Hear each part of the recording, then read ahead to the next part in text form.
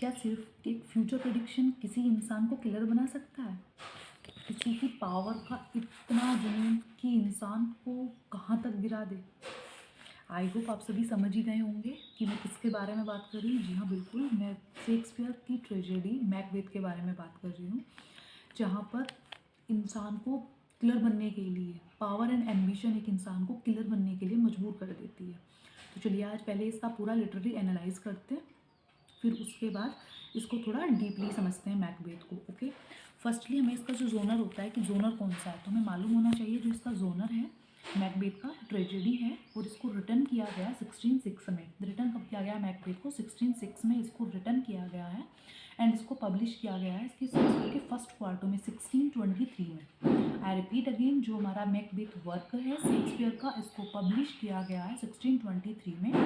Next one, इसकी जो setting हुई है कि हाँ ये पूरा प्ले कहाँ पे सेट किया गया है, ये स्कॉटलैंड इन इंग्लैंड में पूरा प्ले सेट किया गया है। ओके, इसका जो फॉर्म है, एक्ट है, कितने एक्ट प्ले हैं इसके अंदर? 5 एक्ट प्ले आते हैं। एंड जो मीटर है इसमें यूज़ किया जाता है, वो मीटर यूज़ किया जाता है ना blank words iambic pentameter, blank words in iambic pentameter. Okay, जो इस प्ले की ड्रामा की जो थीम रखी गई है वो थीम है इसकी एम्बिशन, पावर एंड किंगशिप। क्योंकि पावर और किंगशिप के लिए ही जो मैकबेथ इतना पूरा खेल कर देते हैं, तो इसकी थीम वही है, power, kingship and ambition. Okay, जो स्टाइल इसके अंदर यूज़ किया गया वो स्टाइल सुपर नेचुरल एलिमेंट है। एंड जो इसका मोस्ट इंपॉर्टेंट क्वेश्चन कि इसका सोर्स क्या है, ये बहुत रिपीट हुआ है, कई बार पूछा जाता है कि हाँ मैकबेथ का सोर्स क्या है और इसको कहाँ से लिया गया है, तो आपको मालूम होना चाहिए जो मैकबेथ वर्क है शेक्सपियर का, उसको लिया गया है हॉलिंसेड क्रॉनिकल से। आई रिपीट अगेन, जो मैकबेथ है उसका मेन सोर्स है हॉलिंसेड क्रॉनिकल। ओके, चलिए, शेक्सपियर की यह ट्रेजेडी एक एम्बिशन, गिल्ट और पावर का डेंजरस का खेल है। पूरी ट्रेजेडी के अंदर जो पावर है उस सबको प्रेजेंट किया गया है, जिसे यहाँ पर दिखाया जाता है कि ब्रेव वरियस कैसे एक रूथलेस किंग बन जाता है। ओके, इस पूरी स्टोरी के अंदर क्या प्रेजेंट किया गया है कि हाँ एक जो पावरफुल किंग है, पावरफुल जो राजा है, वो पूरा रूथलेस कैसे बनेगा। ओके, तो चलिए स्टोरी स्टार्ट करते हैं। आई होप आप लोगों को अच्छी लगेगी। और इसकी स्टोरी के साथ ही कुछ कैरेक्टर नेम जो मेजरली पूछ लिए जाते हैं एग्जाम में, वो आप लोगों को सेट भी हो जाएंगे। जो इसके अंदर जो मेजर कैरेक्टर है वो है मैकबेथ। ओके, एक बहुत अच्छा इंसान था स्टार्टिंग में, बाद में होते होते थोड़ा वरियर हो जाता है, लेकिन स्टार्टिंग में बहुत अच्छा कैरेक्टर उसका दिया गया था। एक ब्रेव और लॉयल सोल्जर था स्कॉटलैंड का। 3 विचेस मिलती हैं उसको, आप जानती हैं विचेस जो को क्या बोलती हैं, जैसे परियां होती हैं, ऐसे 3 विचेस उसको मिलती हैं प्ले के अंदर, और जो उसको बोलती हैं कि तुम इन फ्यूचर में किंग बनोगे। अब ये सुनकर क्या होता है, मैकबेथ के माइंड में एम्बिशन जाग जाती है कि वाओ, इन फ्यूचर में किंग बन जाऊंगा, मेरे पास पावर होगी, सब कुछ मेरे पास होगा, तो वो एम्बिशन उसके माइंड में आ जाती है। अब इसकी वाइफ लेडी मैकबेथ वो उसको पुश करना स्टार्ट कर देती है कि तुम राजा बन जाओगे, और तुम्हें राजा बनने के लिए क्या करना होगा, पहले जो यहाँ का किंग डंकन है उनको मारना पड़ेगा। अब पहले आप उसको मारो, फिर ही तो आप किंग बन पाओगे। अब क्या होता है कि मैकबेथ को लेडी मैकबेथ की बातें ठीक लगने लगती हैं, और वो फाइनली किंग डंकन को मार भी देता है, उसका मर्डर कर देता है।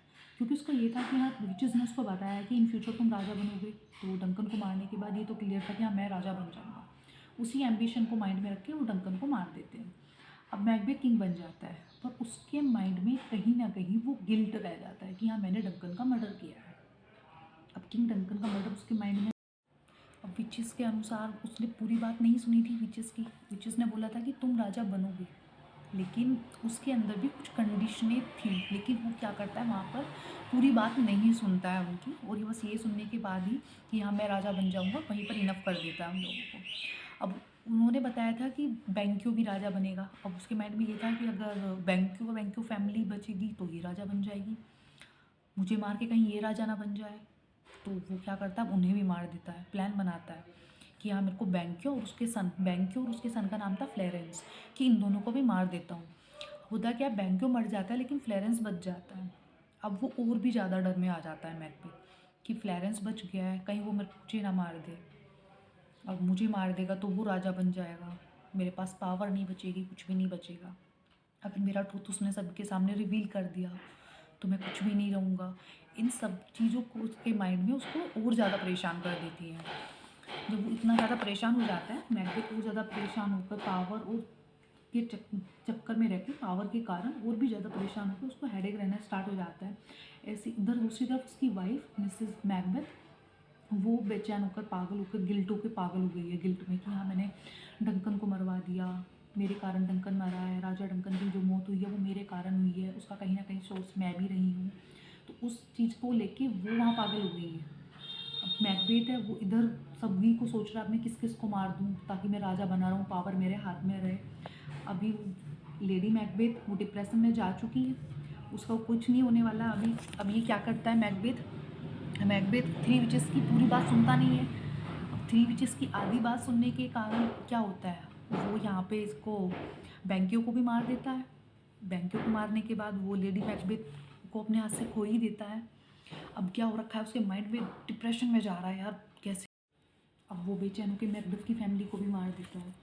मैकबेथ की फैमिली को इसलिए मार देता है कि कहीं ये राजा ना बन जाए और मेरे हाथ से पावर ना चली जाए।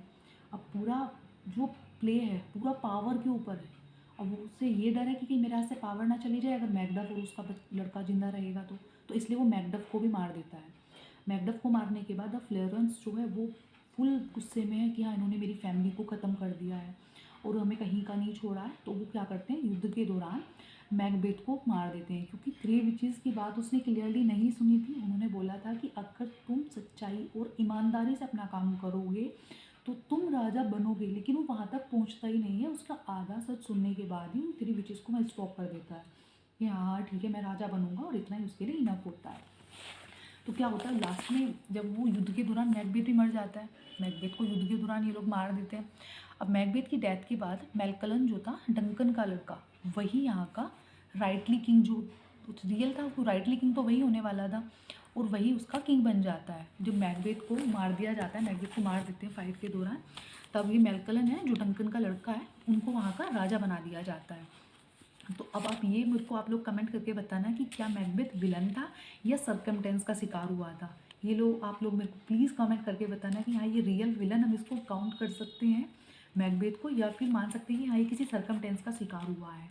ओके, आप लोगों को वीडियो कैसी लगी प्लीज़ मुझे कमेंट करके ज़रूर बताना। And thanks for watching me and please subscribe also. Thank you.